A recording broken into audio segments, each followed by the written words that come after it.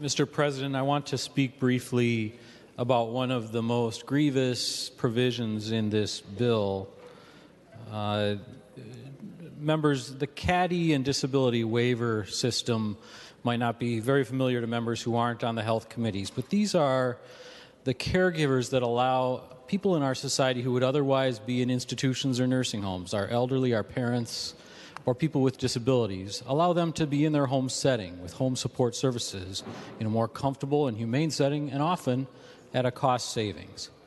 Not surprisingly, the number of these services required each year grows because our population is aging and because our population is growing. Members, this is the challenge of our generation. One of the fruits of the fact that we have made advancements in health care and sanitation is that people live into their tender years more than they used to, and they share their gifts with us longer.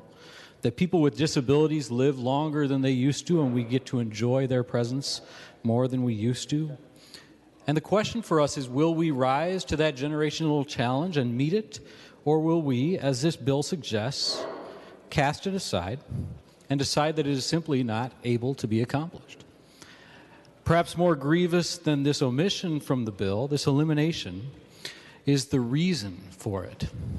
This bill stops the number of CADI and disability waivers at a flat rate beginning on July 1st of this year, and then says thereafter there will be no more, despite the fact that we know our population is growing, despite the fact that we know our population is aging. It sets a flat rate at July 1, 2019. And the reason that the chairman has articulated is because we don't have the workforce. Members, when have Americans backed down from a generational challenge of this nature in that regard? You know, the people who built this Capitol, the first legislators who sat here, had a bit of a challenge with labor as well. They had just completed something called the Transcontinental Railroad, and the fruits of that allowed them to build this building.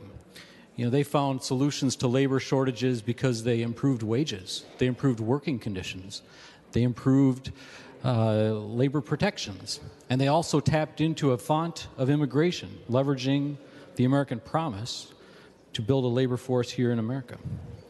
Surely some innovative ideas like this could help us approach the problem of our increased need for disability and CADI waivers, but those are not proposed in this legislation. Rather, it is said that we will abandon the struggle altogether and cast aside the challenge. Senate Democrats reject that abandonment. We know that the people who currently are in their homes with comfort will need to get out of bed tomorrow with the help of assistance. We will not leave them alone. And with that, Mr. President, I offer the 829 amendment. Mr. President, the amendment simply restores CADI and disability waivers to their former levels and eliminates the cap that has been proposed in this bill.